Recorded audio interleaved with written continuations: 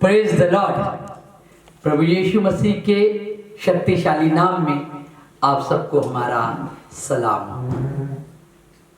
आशा करते हैं कि प्रभु की सलामती आप सबके साथ बनी होगी। हम सब वो लोग जो परमेश्वर पर विश्वास करते हैं और अपना जीवन परमेश्वर के साथ व्यतीत कर रहे हैं, हम जानते हैं कि परमेश्वर की संपूर्ण शांति उनके जीवन पर सदैव बनी होगी। तो आज के दिन हम आपको खुदावंद के कलाम से प्रोत्साहित करेंगे। यकीनन आपको ये परमेश्वर का वचन जो भजन संहिता में पाया जाता है, ये आपको ऊर्जा प्रदान करेगा। अगर ये बातें आपके जीवन में आएगी तो आप मुबारक व्यक्तियों में होंगे, धन्य व्यक्तियों में होंगे।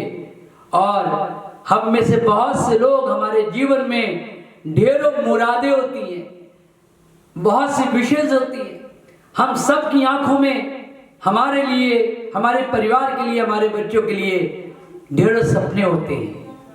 हम सब की चाहत होती है कि हमारे जीवन में ये सपने पूरे हों, हमारे जीवन की मुरादें पूरी हों। आज मैं आपको बताऊंगा कि आपके दिल की, हृदय की मुरादें, इच्छाएं कैसे पूरी हो सकती हैं। परमेश्वर के वचन भजन संहिता 37 बाब और उसकी 3 से 4 आयत में लिखा है कि आपके जीवन में परमेश्वर आपकी मुरादों को कैसे पूरी कर सकता है। अगर आप चाहते हैं कि दिल की चाहत और आपके दिल की मुरादें पूरी हो, तो आप इस वचन के अनुसार अपने जिंदगी को बसर करें और यकीन मानिए कि परमेश्वर आपके जीवन की मुरादों को पूरी करेगा। और 3 बातें अगर हम अपने जीवन से करते हैं और ये पाई जाती हैं, तो यकीनन आप मान लीजिए कि आपकी मुरादों को, ख्वाहिशों को परमेश्वर पूरी करेगा। और मैंने 3 बातें यहाँ पे नोट करी है। पहली बात यह है कि परमेश्वर पर भरोसा रखने के द्वारा, और दूसरी बात है अपने जीवन से नेकी करते रहिए, हिम्मत ना हारिए, नेकी करते रहिए। और नेकी जब आप करेंगे तो परमेश्वर आपके दिल की मुरादों को पूरी करेगा। और चौथी आखिरी बात कि उसी देश में बसा रहे जहां पर परमेश्वर ने आपको रखा है। तो पहली बात से आपको एनकरेज करेंगे कि उस पर भरोसा करना। परमेश्वर चाहता है कि हम परमेश्वर पर भरोसा रखें। भरोसे का मतलब मुझे नहीं मालूम कि आप क्या समझते हैं, लेकिन मैं एक छोटे से एग्जाम्पल से आपको समझा सकूंगा कि भरोसा रखना क्या होता है। आप बाजार में जाते हैं शॉपिंग करने, आप जब कपड़ों की दुकान में जाते हैं, आप जब किसी ब्रांड पे डिपेंड होते हैं या किसी ब्रांड को यूज करते हैं, तो कभी आप नहीं पूछते हैं कि कपड़ा कैसा है, चलेगा कि नहीं चलेगा, कितना चलेगा।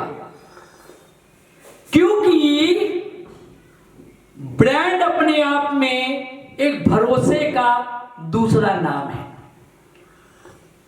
जब हम बिना ब्रांडेड चीजें लेते हैं तो कई बार हमें संकोच होता है, डाउट होता है कि ये सही है कि नहीं है।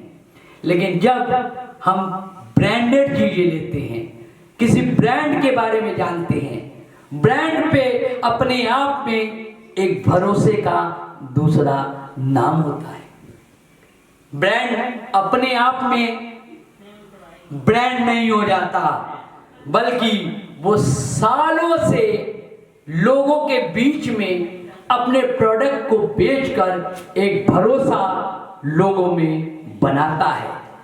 और फिर जब हम उस ब्रांड की चीजों को लेने जाते हैं तो हम खुद बोलते हैं भैया उस ब्रांड की चीज दो। जब आपको कोई निकाल के किसी चीज, दूसरी कंपनी की चीज देता है, आप कहते हैं नहीं हमको ये नहीं चाहिए, हमको इसी ब्रांड की चाहिए। नहीं भाई, आपको आधे दामों में मिल रही है, नहीं हम आधे दामों में नहीं लेंगे, क्योंकि हमको इसका भरोसा नहीं है।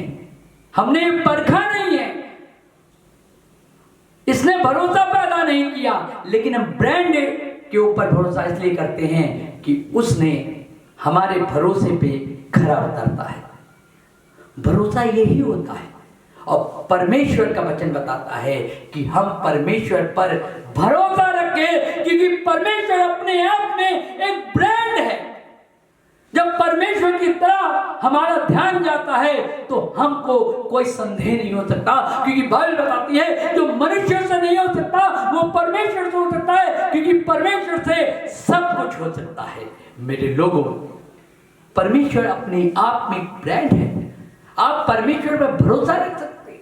अपने जीवन की हर समस्याओं का परमेश्वर समाधान आपकी कर सकता है, लेकिन बिना भरोसे के नहीं। आपको उस पर भरोसा रखना ही पड़ेगा। समस्याएं चाहे छोटी हो चाहे कितनी बड़ी हो, दुनिया के लोगों ने आपको जवाब दे दिया हो, किसी पेशेंट को, मरीज को जवाब दे दिया गया हो कि अब तुम्हारी आयु नहीं है, आप उस वक्त परमेश्वर पर भरोसा रख सकते हैं।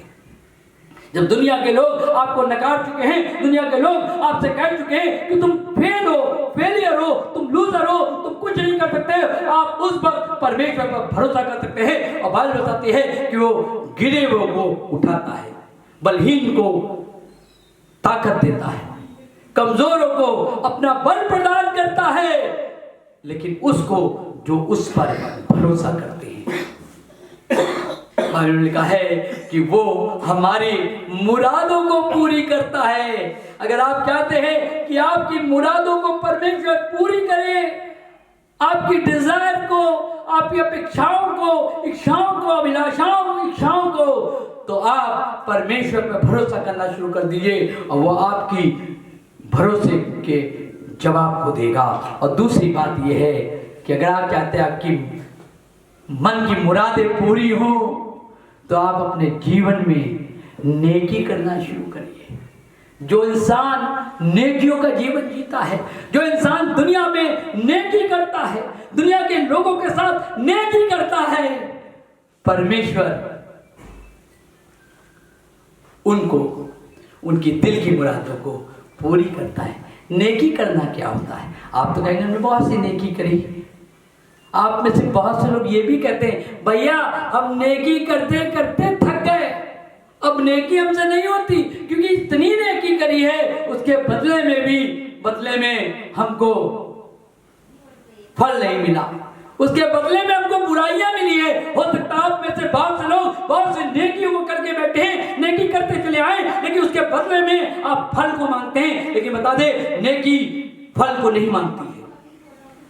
अगर आपने नेकी अपने जीवन में की है, नेकी करते हैं, नेकी करते चले आए, नेकी कर रहे हैं, तो आप इसमें फल की आशा न रखें, क्योंकि इंसान से आपको हमेशा धोखा ही मिल सकता है, लेकिन नेकी का फल देने वाला खुदा है। जब आप नेकी करते हैं तो आपको यहाँ पे दिमाग में बैठा लेना चाहिए कि नेकी आप किसी इंसान के लिए नहीं कर रहे हैं, नेकी इसलिए आप कर रहे हैं क्योंकि परमेश्वर की ये इच्छा है, परमेश्वर की आज्ञा है कि आप संसार में मनुष्यों के साथ नेकी करते हुए जीवन को बसर करें, क्योंकि किसी भी इंसान से नेकी का फल वापस मिलना नहीं है। अगर नेकी का फल कोई देगा तो आपको वो परमेश्वर देगा। इसलिए परमेश्वर से नेकी की आशा करे, फल की जो आपने नेकियां की है उसका फल परमेश्वर आपको देगा।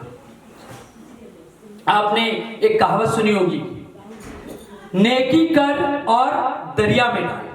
मैं इमेजिन करता हूं कि उस समय जब ये किस्सा कहानी बना होगा, उस समय तो कुएं हुआ करते थे। अब नेकी कोई कर रहे तो बता देते, जब डालने तो कुएं में डाल दो। 20 किलोमीटर दूर नदी में क्यों डाल रहे हो ना, दरिया में क्यों डाल रहे हो, अरे कुएं में डाल दो नेकी जाके। लेकिन नेकी कर दरिया में डाल सिर्फ इसलिए किया गया क्योंकि दरिया बहता है। अगर आपने नेकी डाल दी तो थोड़ी सी देर में इतनी दूर चली जाएगी कि आपको दिखाई नहीं पड़ेगी। अगर आप कुएं में नेकी डालेंगे तो हर रोज झांक झांक के देखेंगे, मेरी नेकी पड़ी है, मेरी नेकी पड़ी है, मेरी नेकी पड़ी है। परमेश्वर ने नेकी करके भूल जाने को बोला है। कई बार हमारी जिंदगी में ये शिकायत जो रहती है कि भैया मैंने ये नेकी करी, ये करी, इसके साथ करी, उसके साथ करी, और इसलिए दुख प्रकट करते हैं क्योंकि नेकी आप रोज देखते रहते हैं, नेकी आपको दिखती रहती है। नेकी करके भूल जाना ही आपके मन की मुरादों को पूरी करेगा। बाइबल में लिखा है कि जो नेकी करता है वो मुझको उधार देता है। आप नेकी के द्वारा परमेश्वर को उधार दे सकते हैं। नेकी एक ऐसा अज्र है, नेकी एक ऐसी भलाई है, नेकी एक इतनी अच्छाई है जिसके द्वारा आप परमेश्वर पर को ऊपर कर्ज चढ़ा सकते हैं। अगर आप चाहते हैं कि आपके मन की मुरादों को, कामनाओं को, इच्छाओं को परमेश्वर पूरी करे तो आपको नेकी का जीवन जीना ही पड़ेगा। जब आप नेकी करते तो कदापि ना सोचे कि इसका फल मुझे मिलेगा कि नहीं, लेकिन ये जरूर सोचे कि नेकी हम इंसानों के लिए नहीं परंतु परमेश्वर के लिए कर रहे हैं। और तीसरी आखिरी बात कह के खत्म करूंगा कि लिखा है कि तेरे दिल की चाहत या मुरादों को परमेश्वर पूरा करता है, लेकिन अगर ये बातें आपके जीवन में हो। और तीसरी बात यह है कि उसी देश में बसा रहे। किस देश की बात कर रहा है? जिस जगह आप रहते हैं। कभी आपने सोचा है कि आप किस जगह रह रहे हैं? मैं किसी देश की बात नहीं कर रहा हूँ, किसी राज्य की बात नहीं कर रहा हूँ, मैं किसी मोहल्ले की बात नहीं कर रहा हूँ। खुदा का कलाम बता रहा है कि जहाँ परमेश्वर ने आपको ठहराया है उसी देश में बसा रहे। आप ये इमेजिन करें कि आप किस देश में रह रहे हैं, किस जगह रह रहे हैं, किस माहौल में रह रहे हैं, आपका उठना बैठना रहना जीवन जीना किन जगहों पे है, आपकी संगति क्या है, आप किन लोगों के बीच में उठते बैठते हैं। आपको ये बात स्पष्ट करनी ही पड़ेगी। कभी आपने अपनी जिंदगी को देखा है कि आप किन लोगों के साथ जीवन व्यतीत कर रहे हैं, किन लोगों के साथ आपका उठना बैठना है, किस जगह आप रहते हैं। लेकिन परमेश्वर चाहता है कि आप अपने जीवन को ऐसी जगह रखें, ऐसी जगह बनाएं जहां पर परमेश्वर की हुजूरी हो, जहां परमेश्वर का जीवन हो। आपके जीवन में अच्छाइयों का होना जरूरी है, परमेश्वर का जीवन होना जरूरी है, आपके अंदर भलाइयों का होना जरूरी है, आपके अंदर सद्गुणों का होना जरूरी है।